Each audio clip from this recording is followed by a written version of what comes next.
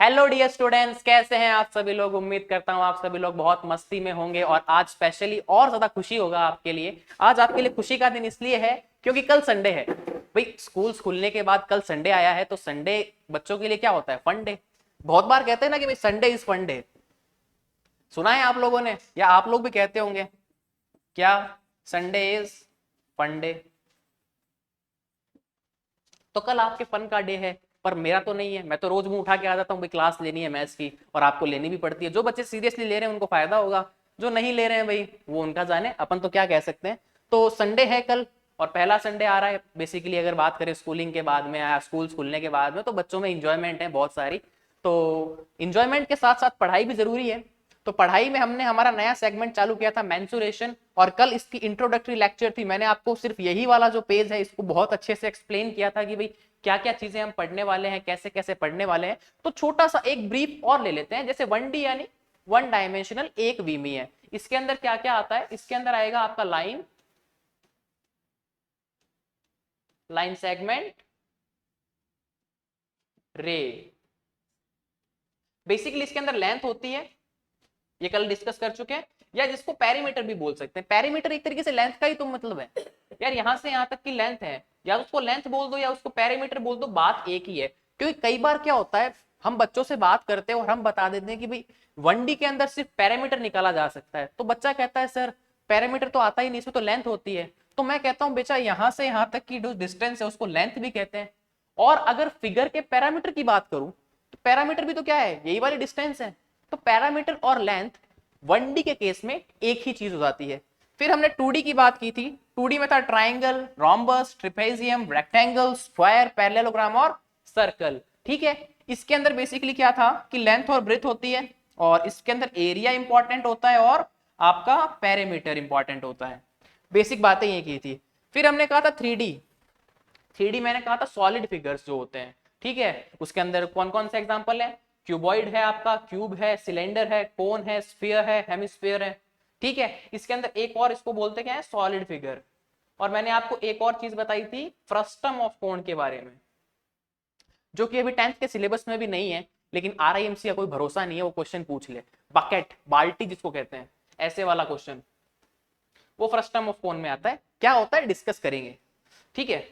फिर बात करेंगे पैरामीटर पढ़ेंगे, एरिया पढ़ेंगे, टोटल सरफेस एरिया पढ़ेंगे, वॉल्यूम पढ़ेंगे, कैपेसिटी पढ़ेंगे, बेस पढ़ेंगे, हाइट पढ़ेंगे, lateral surface area, curve surface area और स्लांट हाइट और पॉलीगन के बारे में पढ़ेंगे। ये सब बातें कल हो चुकी है, बस थोड़ा सा मैं क्या ले रहा था इनको पीछे से। यहां से स्टार्ट करते हैं मेन टॉपिक इसको। क्या?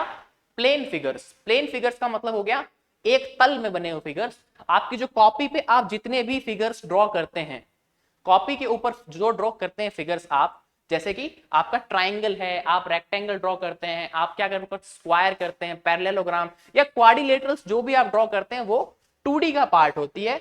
तो 2D में सबसे पहला आज का आपका लेक्चर है ट्राइंगल के ऊपर।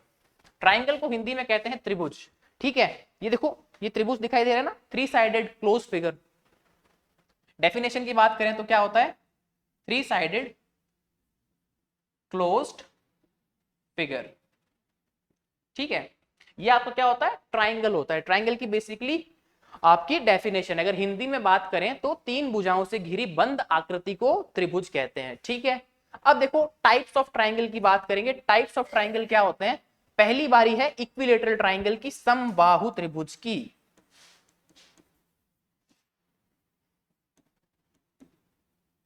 तो इक्विलेटरल ट्राइंगल जो होता है बच्चों, वो क्या होता है? A triangle with all 3 sides of equal. देखो ये इक्वल साइड है, देखो ऐसे दिखा रखा है ना, इसका मतलब होता है इक्वल। ये तीनों साइड इक्वल है। तो ये तीनों साइड इक्वल हो गई तो ये इक्विलेटरल ट्राइंगल हो गया। अगर तीनों साइड्स इक्वल हैं तो एंगल भी इक्वल होता है। आप ऐसा भी बोल सकते हैं all angles of equilateral triangle is equal.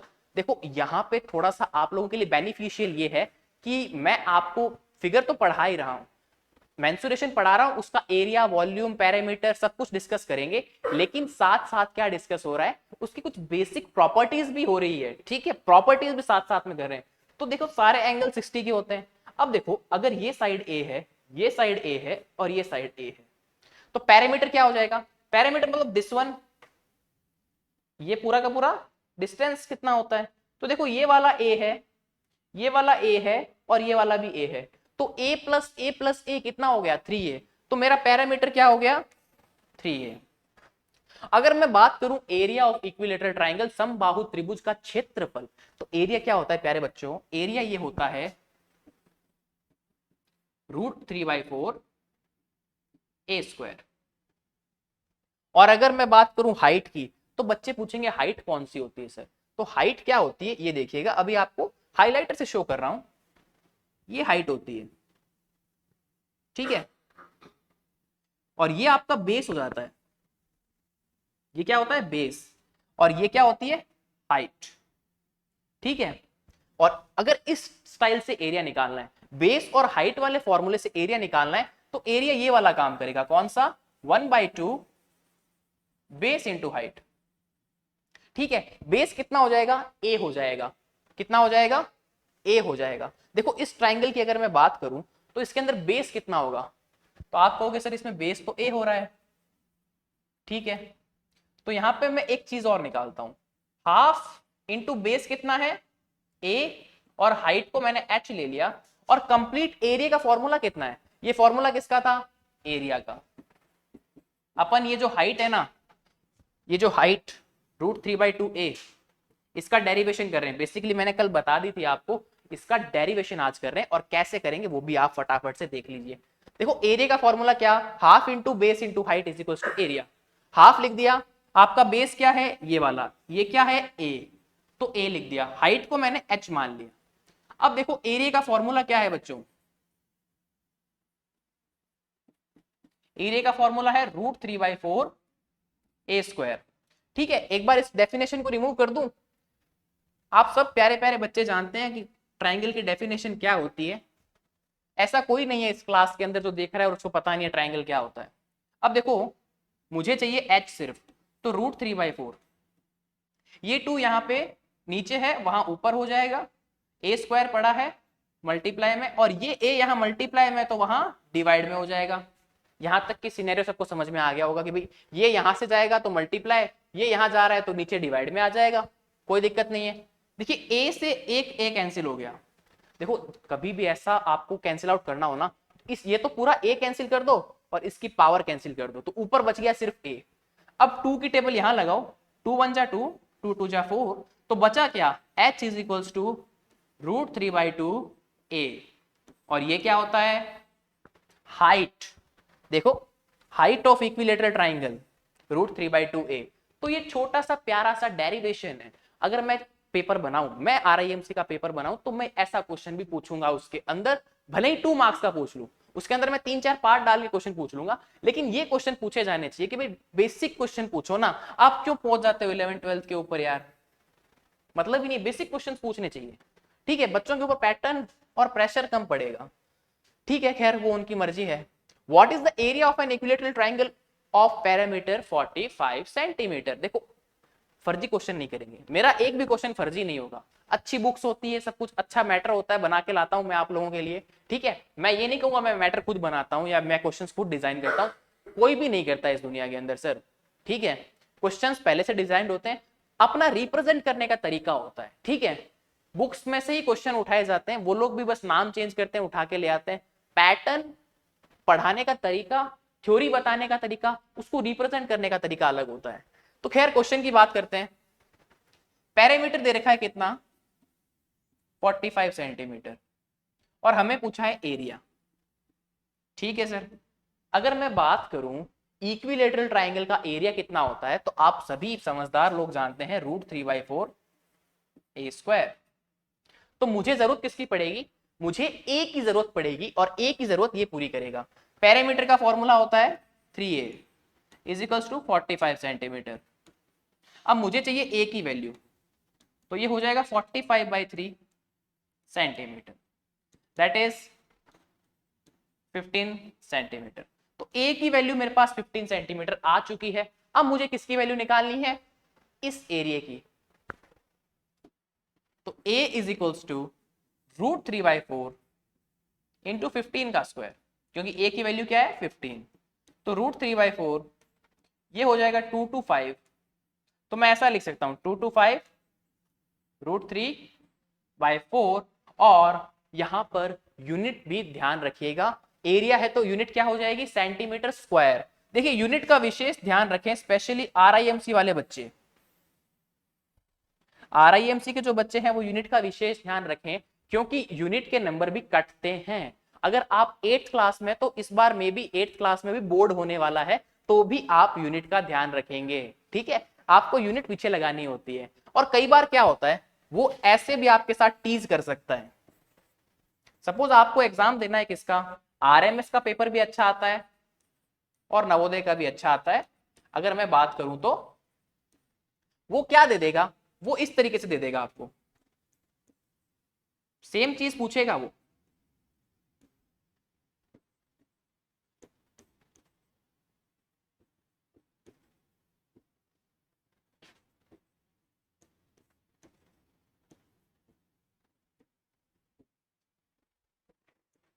Examiner को अगर खेलना हो ना, तो इस तरीके के ऑप्शंस बना सकता है वो। क्यों, क्योंकि आप क्या करते हैं, आप देखते हैं भाई पहला ऑप्शन ये वाला और आप इसको टिक मार देते हैं, पर एक्चुअल में एरिया के लिए क्या काम करेगा ये।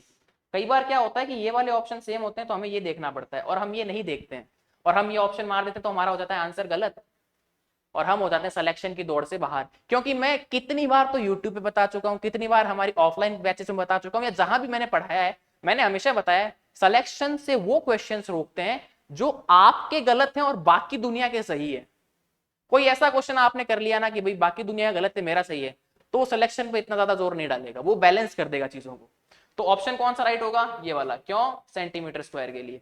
तो यहां से ऑब्जेक्टिव क्वेश्चन ऐसा बनता है, उसको सॉल्व करने की अप्रोच ये रहती है। नेक्स्ट बात करते हैं, what is the area of an equilateral triangle of height 20 units. अब आप कहोगे सर यहाँ पे तो हाइट दे रखी है सीधी, तो मैंने कहा कोई बात नहीं भाई, आजा ट्राइंगल बना ले इक्विलेटरल वाला। आपको कहीं भी कोई भी चीज समझ में नहीं आए, किसी भी जगह पर मेंसुरेशन के अंदर कोई चीज समझ नहीं आए, क्वाड्रिलेटरल्स के अंदर कोई चीज समझ में नहीं आए, ट्राइंगल के अंदर कोई चीज समझ में नहीं आए, भाई जो फिगर रिलेटेड मामला है ना, वहां पे आपको कोई चीज समझ में नहीं आ रही है, आप उसका डायग्राम बनाओ। डायग्राम के बाद में आपको जो जो चीजें दे रखी है वो मेंशन करो, और उसके बाद में सोचो, काफी हद तक चीजें खुल जाएगी। जो बच्चे सोच पा रहे बहुत अच्छी बात है। अब ये कह रहा है हाइट, तो हाइट तो ये होती है, ये बता रखी है 20 यूनिट। यू को देखो, यूनिट्स को मैं यू लिख रहा हूं, ये क्या हो जाएगा, बेस। अब मुझे पता है कि फॉर्मूला क्या होता है, यहां पर मैं लगाऊंगा half into base into height. ठीक है, मेरे पास में क्या है, हाइट है बट बेस नहीं है, तो बेस के लिए क्या करना पड़ेगा, मुझे फॉर्मूला लगाना पड़ेगा हाइट वाला। हाइट का फॉर्मूला क्या होता है, √3/2 ए। मुझे जैसे ही ए निकाला, ये बेस क्या है, ए। और बेस ए क्यों है बच्चों, क्योंकि इक्विलेटरल ट्राइंगल के अंदर सारी साइड सेम होती है, तो ये भी ए, ये भी ए, ये भी ए, तो जो मेरी बेस वाली साइड है वो भी ए होगी। तो मुझे बेसिकली पहले तो ए की वैल्यू फाइंड आउट करनी होगी, इस फॉर्मूले में रख देते हैं। हाइट है 20 यूनिट्स, ये हो जाएगा √3/2 ए। देखो इस u को दिमाग में रख लीजिएगा, यहां से मैं रिमूव कर रहा हूं, क्यों कर रहा हूं, और आपको भी रिमूव करके रखना है। लास्ट में जब a की वैल्यू निकल जाए ना, उसके पीछे यूनिट u लगा देना। क्यों, क्योंकि अगर आप यहाँ पे u लिख लेंगे तो a और u, कई बार ऐसा होगा कि आप u को भी वेरिएबल कंसीडर कर लेंगे कि मुझे u की भी वैल्यू निकालनी, और कंफ्यूज हो जाएंगे। इस तरीके की चीजें बच्चों के साथ होती है, क्योंकि क्या होता है कि हम हर चीज की प्रैक्टिस नहीं करके जा सकते। सपोज कल एग्जाम है, 25 टॉपिक है छोटे मोटे मिला के, 25 टॉपिक एक दिन में पढ़ लोगे, कोई नहीं पढ़ सकता, मैं पढ़ा भी नहीं सकता। 25 टॉपिक सारे कंप्लीट नहीं करवा सकता एक दिन के अंदर, टाइम चाहिए होगा। ठीक है, कम से कम 70 से 80 घंटे चाहिए होते हैं पूरा सिलेबस कवर करने के लिए, पढ़ाने के लिए, एक एक चीज बताने के लिए। तो तुम्हें पढ़ने में कितना टाइम लगेगा वो तुम खुद सोच सकते हो, समझदार हो। तो उस यू को ना लिखें, क्योंकि हम प्रैक्टिस नहीं कर पाएंगे, थोड़ा सा लैक ऑफ कॉन्फिडेंस के चक्कर में हम वो वेरिएबल कंसीडर कर जाते हैं और आंसर गलत हो जाता है।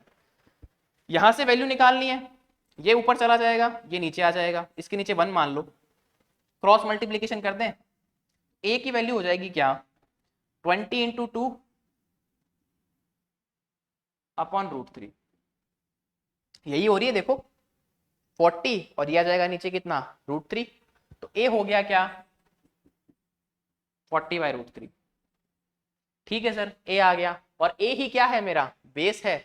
वैल्यू इसमें रख देते हैं, हाफ इंटू बेस कितना है 40/√3 और हाइट कितनी आई बच्चों, हाइट पहले से दे रखी है 20, तो इसको ऐसे उड़ा दो 10 से, ये हो जाएगा 400 अपॉन रूट 3 आपका यूनिट स्क्वायर। ये वैल्यू आई, क्या आई, 400 अपॉन रूट 3 आ गया, ठीक है। लेकिन आपको ऐसा ऑप्शन नहीं मिलेगा वहां के ऊपर, वहां आपको ऑप्शन कैसा मिलेगा वो डिस्कस करते हैं।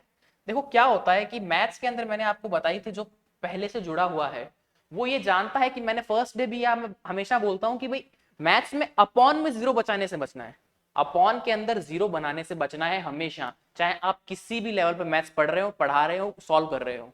और रूट वाला आंसर नीचे नहीं लिखना है, नीचे आपका जो डिनोमिनेटर है उसके अंदर रूट नहीं आना चाहिए। उसके लिए क्या करना पड़ता है, रेशनलाइजेशन। वो कैसे करेंगे, ये रूट 3 है ना, ऊपर नीचे रूट 3 से मल्टीप्लाई कर दो, कोई इफेक्ट पड़ेगा क्या, वापस कैंसिल होके 1 आ जाएगा, वापस 400 अपॉन रूट 3 आ जाएगा। जैसे इसकी इससे मल्टीप्लाई हुई, ऊपर हो गया 400 रूट 3, नीचे हो गया 3, ये आंसर आपको मिलेगा, ऐसा वाला आंसर आपको मिलेगा, ठीक है। और कई बार दोनों भी दे देता है, और फिर क्या करता है, नीचे ए एंड बी बोथ में पूछ लेता है, ठीक है। तो इस तरीके से वो पूछ सकता है, कोई बड़ी बात नहीं है। और एक और अप्रोच यहाँ पे, कि आपने ए की वैल्यू निकाल ली थी ना, उस ए की वैल्यू से आप √3/4 ए स्क्वायर लगा के देखो। पेन का कलर चेंज कर लेते हैं, क्योंकि फॉर्मूला क्या होता है, एक √3/4 ए स्क्वायर भी होता है, उससे लगा के देखते हैं क्या आंसर आता है। ये कितना था, 40/√3 का स्क्वायर, तो √3/4, 40 का स्क्वायर होता है 1600 अपॉन 3। अब देखो ये हो जाएगा 400, और ऊपर √3 है, नीचे 3 है, तो नीचे ओवरऑल में √3 बन जाएगा, तो आंसर आएगा 400 अपॉन √3। यहाँ से भी आंसर आया था ये वाला, और जैसे ही रेशनलाइजेशन करेंगे आंसर आ जाएगा ये वाला। तो बेसिकली कान चाहे ऐसे पकड़ो, ये वाला कान पकड़ना है, चाहे तुम घुमा के वैसे पकड़ो, भाई इसको ऐसे पकड़ लो, चाहे इसको ऐसे पकड़ लो, आंसर सेम आ रहा है ना, टिक सेम मार रहे हैं, वहां पे करना सेम है, नंबर सबको सेम मिलेगा। अप्रोच आप लगाओ, वो आपकी मर्जी। आप इस ए को निकालने के बाद half into base into height लगाएं तो भी आंसर सही आ रहा है, आपकी मर्जी। आप ये वाला लगाएं तो भी आपकी मर्जी। और मैं तो कह रहा हूं कॉपी में जब फर्स्ट टाइम नोट करो ना, तब दोनों तरीकों से करो, और ज्यादा से ज्यादा इस चीज के बारे में सोचो कि मैं कैसे कैसे मैनेज कर सकता हूं, कैसे कैसे क्वेश्चंस को कर सकता हूं। मल्टीपल वेज ऑफ थिंकिंग को चलाओ अपने दिमाग में, अगर लाइफ में कुछ अच्छा करना चाहते हो। यार पढ़ के पास होना है तो हो जाओगे, बहुत बहुत स्कोप है कि हो जाओगे पास, लेकिन जब तक नॉलेज अच्छा नहीं होगा, कॉन्फिडेंस नहीं होगा, तब तक रिप्रेजेंट नहीं कर पाओगे। आज का जो जमाना है वो रिप्रेजेंटेशन ऑफ स्किल्स का है, ठीक है। आ गया मेरा second triangle, isosceles triangle. Isosceles triangle में दिखाई दे रहा है क्या, चलो रेड लेते हैं यार, ब्लैक के ऊपर रेड चलेगा। ये साइड और ये साइड, मतलब दो साइड इक्वल होती है, और उनके जो नीचे एंगल्स बनते हैं वो भी इक्वल होते हैं। ये थी बेसिक प्रॉपर्टी। और डेफिनेशन की बात करें तो an isosceles triangle is a triangle with two equal sides, also the angles opposite the equal two sides are congruent, या इसको बोल सकते हैं इक्वल, ठीक है। बेसिकली ये जो इंग्लिश में इतनी बड़ी बात लिखी हुई है, अगर कोई हिंदी मीडियम का बच्चा देख रहा है उसको नहीं समझ में आ रही है, तो देखो सुनो, ये दो भुजाएं, जिस त्रिभुज की दो भुजाएं बराबर होगी और उनपे बनने वाले कोण ये भी बराबर होंगे, वो आपका क्या होता है, समद्विबाहु। कौन सा, समद्विबाहु त्रिभुज होता है। त्रिभुज को ऐसे भी नोटेट करते हैं। और देखो इसका फॉर्मूला क्या है, इसके अंदर फॉर्मूला क्या चलेगा, 1/2 बेस इक्वल साइड का square minus base square by 4। इसका एक और फॉर्मूला बन सकता है क्या, देखो यहां पे क्या हो जाएगा, अगर मैं इसको a बोल दूं, इसको a बोल दूं, इक्वल साइड्स को a बोल दूं और इसको b बोल दूं, तो फॉर्मूला बनता है बच्चों b/4 4a² माइनस b²। अब बच्चे पूछेंगे सर कैसे बना, तो देखो मैंने इनको क्या बोला है, इक्वल साइड्स को a, तो उसमें मैं एक बार रखता हूं 1/2, इसको बेस, बेस कौन सा साइड है, ये वाला बेस होता है, जो इक्वल साइड नहीं होती है वो बेस हो जाती है। जो दो इक्वल साइड्स हैं वो ये वाली हो गई ए, और बेस कौन सा हो गया, बेस ये वाला, तो इसको बी लिख दिया। इक्वल साइड यानी a² माइनस b² बाई 4। इनका जैसे ही एलसीएम लोगे तो ये हो जाएगा b/2 4a² minus b² upon 4। इस 4 से बाहर क्या आ जाएगा 2, तो अल्टीमेटली आंसर आ जाएगा b/4 4a² माइनस b²। तो कई बार क्या होता है सीधा ये भी पूछ लेता है, ठीक है। वो क्या करेगा, स्पेशली 6 के पेपर में ऐसा टीज कर सकता है वो, क्या कि वो पूछ लेगा area of equilateral isosceles triangle, समद्विबाहु त्रिभुज का क्षेत्रफल, अगर उसकी जो इक्वल साइड्स हैं वो a है और बेस क्या है b है, तो फॉर्मूला बताओ। तो ये वाला फॉर्मूला होता है, ऑप्शन में आपको यही मिलेगा, मैं 200% श्योर हूं, ये वाला नहीं मिलेगा, वो वाला मिलेगा। तो आंसर क्या हो जाएगा b/4 4a² माइनस b²। और कंडीशन क्या थी कि इक्वल साइड्स a है और बेस b है। तो देखो यहाँ पे b/2 a² माइनस b²/4, जैसे ही एलसीएम लेंगे ये हो जाएगा 4a² माइनस b², इस 4 से 2 बाहर, तो आंसर हो गया b/4 4a² माइनस b²। और कुछ अच्छी किताबों में डायरेक्ट ये वाला फॉर्मूला भी दिया हुआ मिल जाएगा, ठीक है भैया। The base of N isosceles triangle is 12 centimetre, parameter 32 centimetre, find its area. तो देखो मुझे क्या चाहिएगा, पहले तो आइसोसेलेस ट्राइंगल का फिगर बनाते हैं। ये बेस है, ये इक्वल साइड है, इनको ए मान लेते हैं। चलिए सर मिल गया। अब ये बोल रहा है कि बेस कितना है 12 सेंटीमीटर, और मुझे क्या फाइंड करना है, पैरामीटर दे रखा है कितना 32 सेंटीमीटर, और फाइंड आउट क्या करना है, यहां करेंगे फाइंड आउट एरिया। और एरिया का फॉर्मूला अभी हमने देखा b/4 4a² माइनस b², ये वाला फॉर्मूला, ठीक है। अभी देखा था, देख लो पीछे यार, अच्छा सा फॉर्मूला बनाया हुआ है, इतनी जल्दी भूल गए यार, ऐसे भूलो मत, मुझे पता है तुम भूल गए हो, पर कोई बात नहीं, इसलिए पहले लिख दिया है। अब देखो पहले तो a फाइंड आउट करना पड़ेगा, मेरे पास में b की वैल्यू है, यस सर है, लेकिन यहाँ पे a भी चाहिए, तो a फाइंड कर लेते हैं, not a big deal. Parameter दे रखा है, पैरामीटर का मतलब क्या है, ये वाली साइड, फिर ये वाली साइड, और फिर ये, इन तीनों को जैसे ही ऐड कर दोगे पैरामीटर आ जाएगा। तो a plus b is equal to 32, b की वैल्यू दे रखी है कितनी, देखो a प्लस a हो गया 2a, और b की वैल्यू है 12 इज इक्वल टू 32, तो 2a इज इक्वल टू 20, ठीक है। ये उधर जाके क्या हो जाएगा 32 माइनस 12, और 32 माइनस 12 होता है 20। जैसे इसको a की वैल्यू निकालोगे वो आ जाएगी 20/2, दैट मीन्स a आ गया आपका 10 सेंटीमीटर। a की वैल्यू कितनी आ गई 10 सेंटीमीटर।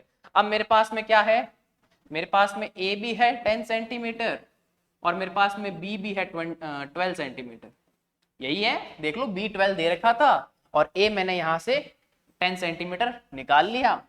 अब कुछ भी नहीं करना, अब बस फॉर्मूले में पुटअप करना है, तो वो भी कर देते हैं। Area is equals to b/4 यानी कि 12/4 4a² यानी कि 4 10 का स्क्वायर माइनस 12 का स्क्वायर, ये हो जाएगा 3। 10 का स्क्वायर होता है 100, और 100 इस 4 से मल्टीप्लाई हुआ कितना बन जाएगा आपका 400, 400 माइनस 144 3, और ये कितना हो जाएगा 256। और सभी बच्चों को मैंने पहले से, बहुत पहले से स्क्वायर एंड स्क्वायर रूट पढ़ा रखा था, आप सभी को पता है 16 का स्क्वायर क्या होता है 256 होता है, तो 256 का क्यूब रूट क्या हो जाएगा 16, सॉरी मेरे मुंह से गलती से क्यूब रूट निकल गया, 16 का स्क्वायर क्या होता है आपका 256 होता है, तो 256 का स्क्वायर रूट 16 हो जाएगा, सीधी सी बात है। तो यहां से आंसर क्या आया 16, तो ओवरऑल हो गया 3 into 16, that means 48 centimetre square. तो इसका एरिया कितना हो गया 48 सेंटीमीटर स्क्वायर। बेसिकली मैं तो आपको यही कहूंगा कि आप ये वाला फॉर्मूला याद करें, इसको b माने, इन दोनों को a माने, और फिर लगा दें। और ये तो बस साइड्स के लिए बताया जाता है कि अगर आप भूल जाएं तो इसको भी याद कर सकते हैं, ठीक है, बट स्टैंडर्ड में आपको वही मिलेगा और वही स्टैंडर्ड है। अब देखिए राइट एंगल ट्राइंगल, देखिए एक ट्राइंगल और होता है, दैट इज क्या आपका विषम बाहु त्रिभुज होता है, ठीक है, जिसको अपन बोलते हैं स्केलन टाइप का कोई त्रिभुज होता है, ट्राइंगल, जिसके अंदर क्या होती है कोई भी साइड इक्वल नहीं होती, कोई भी एंगल इक्वल नहीं होता, उसका बेसिकली कोई फॉर्मूला नहीं है। राइट एंगल ट्राइंगल में क्या होगा, half into product of two other side of hypotenuse. देखो राइट एंगल ट्राइंगल में क्या होता है, आपकी पाइथागोरस थ्योरम चलती है, आपको पता है perpendicular square plus base square is equal to hypotenuse square. हमारे पास में हाइपोटेनियस के बारे में इंफॉर्मेशन होती है फॉर क्लास नाइन्थ तक हमारे पास सिर्फ हाइपोटेनियस की इंफॉर्मेशन होती है कि जो सबसे लॉन्गेस्ट साइड है वो हाइपोटेनियस होती है। और मैंने ऐसा क्यों कहा कि सिर्फ 9th तक होती है, क्योंकि उसके बाद में 10th के अंदर हम पढ़ लेते हैं ट्राइगोनोमेट्री, दैट इज त्रिकोणमिति। उसके अंदर आपको पता चल जाता है कि परपेंडिकुलर यानी कि आपका लंब क्या होता है और आपका आधार कौन सा होता है, थीटा के बेस पे लेते हैं। पर 10th में पढ़ेंगे और मैं ही पढ़ाऊंगा ट्रिग्नोमेट्री, आपको ट्रिग्नोमेट्री जरूर कराऊंगा मैं 10th की, तब बता दूंगा, ठीक है। तो अगर ये हाइपोटेनियस है, सबसे बड़ी साइड हाइपोटेनियस, तो फॉर्मूला क्या हो जाएगा, half into product of two sides other than hypotenuse. Basically ऐसा होता है, half into base into height, ठीक है। अब इसमें से कौन सा बेस है कौन सा हाइट है ये नहीं पता होती है, क्यों, क्योंकि भैया बेस कौन सा होता है जिसपे दो एंगल बन रहे हैं और हम इसको रिलेवेट ले रहे हैं, बेस ये हो जाएगा और हाइट ये हो जाएगी कंडीशन के अंदर। और अगर हमने एंगल ये लिया है तो बेस ये हो जाएगा, हाइट ये हो जाएगी, ठीक है। ये रेफरेंस आपका ट्रिग्नोमेट्री का है, ठीक है। बट आप इतना सा ध्यान रखिए कि बेस और हाइट जब चेंज हो रहे हैं एंगल के थ्रू, जैसे ही एंगल चेंज हो रहा है बेस हाइट चेंज हो रहे हैं, तो क्या हुआ, फॉर्मूले वाले ने एक नई चीज निकाली कि product of other two sides then hypotenuse, चाहे आपका बेस ये हो या ये हो, हाइट ये हो या ये हो, आपके लिए क्या निकाल दिया, product of other two sides other than hypotenuse, ठीक है। तो ये सब कहानी जो है ना, अगर आप इसको नहीं भी याद रखेंगे तो कोई आवश्यकता नहीं है, कोई प्रॉब्लम नहीं है, आप इसको रहने दीजिए। आप सिर्फ इतना ध्यान रखिए कि area is equals to half of product of two sides other than hypotenuse. सीधी सी बात है, इतना सा याद रखना है आपको। क्यों, क्योंकि थोड़ा सा हायर कॉन्सेप्ट है, आप इतना सा याद रखें।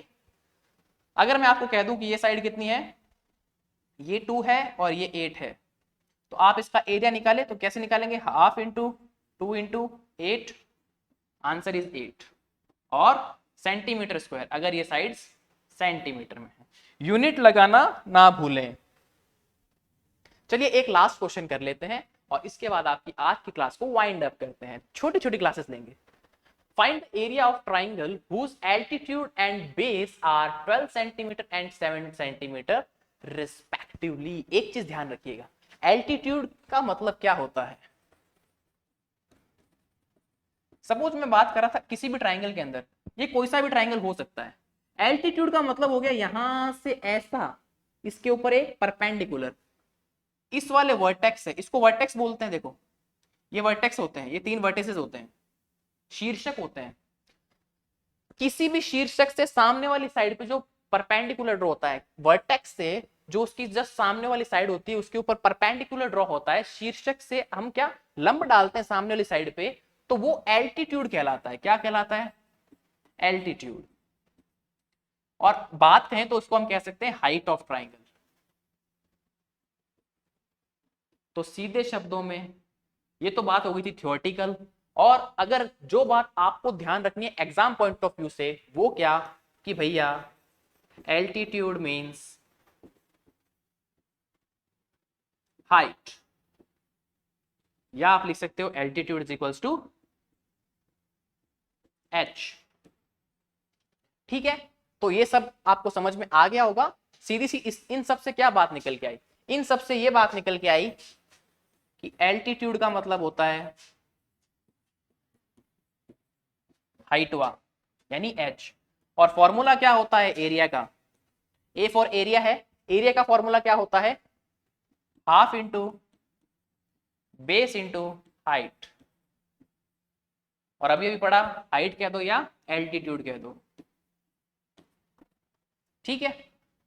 तो इसका बेस कितना है 12 सेंटीमीटर, और इसके एल्टीट्यूड यानी कि हाइट कितनी है आपकी 7 सेंटीमीटर। तो ये हो जाएगा 1/2 इंटू 12 इंटू 7, ये हो जाएगा 6, 42 सेंटीमीटर स्क्वायर। बहुत प्यारी बात, इस यूनिट का विशेष ध्यान रखें। बहुत बार बच्चे क्या करते हैं, इसको 42 लगा के छोड़ देते हैं, और मैं उनसे पूछूं कि 42 हाथी हैं, घोड़े हैं, बंदर हैं, क्या है, रुपए हैं, पैसे हैं, हीरे हैं, जवाहरात हैं, क्या चीज है? 42 सेंटीमीटर स्क्वायर है ना, तो आप यूनिट लगाओ भाई। आप फॉर्म लगाते हो डिफेंस सर्विसेज के अंदर, या जो भी आप एग्जाम के लिए तैयारी करो उसमें फॉर्म लगाते हो, उसके अंदर कुछ जगह पे कैटेगरी मिलती है आपको, है ना, तो आपको अपना पूरा नाम लिखना पड़ता है। फॉर दैट मैटर आप आर्मी से बिलोंग करते हैं, तो आर्मी से बिलोंग करें तो आपको अपना पूरा कि भाई कौन सी रेजिमेंट में है, कहाँ ट्रेनिंग है, मतलब वो सब चीजें देनी पड़ती है ना, कि भाई हाँ यहाँ यहाँ ट्रेनिंग की है, ये वो किया है हमने, तो ये सब चीजें, इसकी भी ट्रेनिंग का ये है, ये इसका डेजिग्नेशन है, ये लगाना बहुत जरूरी है, इतना समझ लो। ठीक है, तो ये थी बहुत ही प्यारी सी छोटी सी क्लास, आगे भी बहुत कुछ है लेकिन हम करेंगे नेक्स्ट क्लास के अंदर क्वेश्चन नंबर 5 से। ठीक है, आप लोगों की मन की कुशली के लिए या मन की जो कहते हैं ना शांति के लिए मैं पीडीएफ दिखा देता हूं, और ये आपके लिए thanks for watching video and patience. ठीक है, तो नेक्स्ट क्लास में मिलते हैं, तब तक के लिए पढ़ते रहें, हंसते रहें, मुस्कुराते रहें, और कल संडे है खूब सारा एंजॉय करें, पर अपना होमवर्क भी कंप्लीट रखें, स्टार्टिंग से पीछे मत हो जाना होमवर्क के अंदर, होमवर्क कंप्लीट करें, यहाँ पे अच्छे से पढ़ें, कोई डाउट हो तो नीचे कमेंट बॉक्स में पिन करें, और हमसे अगर आप मिलना चाहते हो, जुड़ना चाहते हो, बात करना चाहते हो, तो नीचे जो पट्टी चल रही है ना एक हरी कलर की, ग्रीन कलर की, उसके ऊपर नंबर है, आप हमसे कांटेक्ट कर सकते हैं, या अदर जो सोशल मीडिया वगैरह हैं उन पे, और कुछ ही दिनों में आपको टेलीग्राम भी मिल जाएगा, कोशिश रहेगी यही तक। तो ठीक है, मिलते हैं, जय श्री कृष्णा, जय श्री श्याम, जय हिंद, जय Bharat, God bless you all.